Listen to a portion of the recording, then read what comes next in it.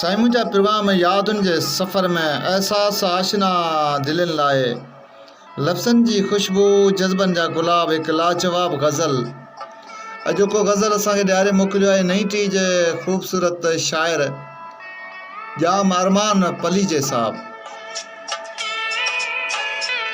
का कथा बावफ़ा दिल लॻीअ ते लिखूं, दिल चवे थी अञा आशिकीअ ते लिखूं। हथ मां वारी जियां हयात गुज़री वई, सा मुशाबत ॾेई ज़िंदगीअ ते लिखूं, दिल चवे थी अञा आशिकीअ ते लिखूं। पाण पूॼो न कोई सनम खां सवा, यार हिकिड़े संदी बंदगीअ ते लिखूं, दिल चवे थी अञा आशिकीअ ते लिखूं।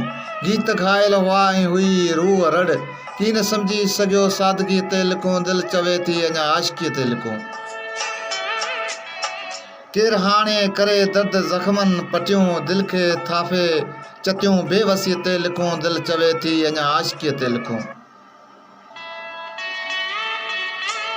दीद दीदार में ॼण दख़ल थी पियो, हुन जे सींगार जे वर सॻीअ ते लिखूं, दिल चवे थी वरी आशिकीअ ते लिखूं। मूं ग़ुलामी सलामी कई रद जॾहिं लोक दुश्मन थियो बेरुखीअ ते लिखूं, दिल चवे थी अञा आशिकीअ ते लिखूं। फ़र्द फ़िक्र कया खोड़ क़ाबू हिते, दीन मज़हब वियो हिन ठॻीअ ते लिखूं, दिल चवे थी अञा आशिकीअ ते लिखूं। मूंखे हीणो ॾिसी गैर मारियो वञनि पाण मां, पोइ पंहिंजनि जी मॻीअ ते लिखूं, दिल चवे थी अञा आशिकीअ ते लिखूं। हुस्न हाकूं ॿुधी खोड़ पागल थिया, पाण जहिड़नि जी आवारगीअ ते लिखूं, दिल चवे थी अञा आशिकीअ ते लिखूं। खोड़ अरमान सां साथ हलंदा रहिया, दोस्तनि जी सची दोस्तीअ ते लिखूं, दिल चवे थी अञा आशिकीअ ते लिखूं। का कथा बावफ़ा दिल लॻीअ ते लिखूं, दिल चवे थी अञा आशिकीअ ते लिखूं।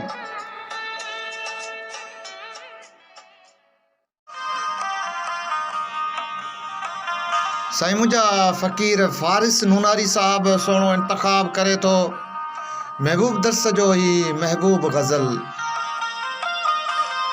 अवां जी सूंहं मूमल हुई, असांजो इश्क राणू हो, कथा उन वक़्त जी आहे जॾहिं नंढपण निमाणू हो। उहा स्कूल जी अच वञ वे चिठियूं चुमिन जहिड़ियूं, खिलण मुरकण नचण झूमण टिड़िल टारियुनि जो टाणू हो। सफ़ा कचड़ी कलीअ जहिड़ी उमिरि हुई इश्क अॾे जी, नवाबनि जी निहारनि जो नचायो पाण नाणू हो। अवां जी सूंहं मूमल हुई, असांजो इश्क राणू हो, कथा उन वक़्त जी आहे जॾहिं नंढपण निमाणू हो। अंबनि जे ॿूर जहिड़ा ॾींहं ऐं मौसम में बि हुई मस्ती, जमालो थी पे झूमियासीं गुलाबनि में ठिकाणो हो। ॼमूं ॼारियूं ऐं निम नेणनि वॾा हा वण सरेलनि जा, ऐं विचीअ वेले हवा बणिजी अकुल पंहिंजो उॾाणू हो। अवां जी सूंहं मूमल हुई, असांजो इश्क राणू हो, कथा उन वक़्त जी आहे जॾहिं नंढपण निमाणू हो। अखियूं अटकण खां पोइ जेको थियो सो यादि आहे, बसि बिलावल इश्क बनियो हो, अॻियां रस्मुनि जो घाणो हो। प्रीतियुनि जूं पटियूं पढ़ंदे वञी कॉलेज पहुतासीं, हुआसीं लाड़ में लेकिन अखियुनि में लाड़काणो हो। उहा हिकु राति जे ॾींहुं रुत हवा वांगुरु हली वई, ॾिठुमि खट ते पनू ऐं पेन ॿियो हिकिड़ो वियाणो हो। अवां जी सूंहं मूमल हुई, असांजो इश्क राणू हो, कथा उन वक़्त जी आहे जॾहिं नंढपण निमाणू हो। भरी महफ़िल में को पुछंदी अवां ते केरु हो पागल, मथे ते धक हणी चवंदी त हिकु महबूब माण्हू हो।